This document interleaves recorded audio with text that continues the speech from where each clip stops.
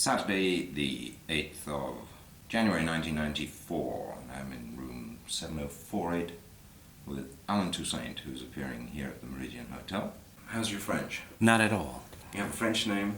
Yes, but that's where it ends. This is your second time in Paris performing. I passed through here in '73. I was on tour with Professor Longhair, the Meters, and Dr. John, but we just passed through. Professor Longhair, he was on it, and that was monumental for me. I didn't meet him in person until I was grown, really, but I had been copying his records since I was a young child. As soon as I heard the first Professor Longhair recording, I started trying to imitate everything I could get my ears on, and I did. So I grew up on Professor Longhair's music. But we became friends much later on when I grew up. Was that the first time you got to see his fingers? Oh, yes, and got to look at his hands. Yes, it was at my office, ladder 65. It was the first time I actually looked at his fingers. Could we talk a little bit about your childhood in New Orleans? Oh, sure. Were you from a large family? Well, I have a brother and I had a sister. My brother was 10 years older than I, than me, and my sister was 8 years older. And I was the youngest, and my aunt gave my sister a piano. My mother and my aunt thought it was class for a young lady to play the piano, play violin or whatever. But when I saw the piano coming down the street in the truck, it was love at first sight. I was somewhere around 6.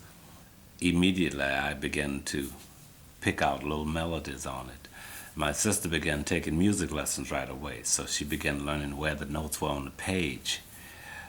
She didn't feel it as having a knack for it naturally, but she learned quickly the theoretical part of it. But I immediately began to play by ear, and she would show me where what I was picking out showed up on the paper. So that was my first introduction to the theoretical, the academic part of it all. Not a lot of records around the house, but I heard a lot of radio.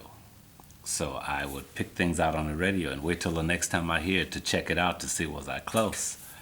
Then my mother did buy an Emerson record player, and that really stretched my life. Because with the Emerson record player during that time, if you bought a record player, you got 2 albums with it free. And one of the pieces on there was Grieg's Piano Concerto, and another was Slaughter on 10th Avenue.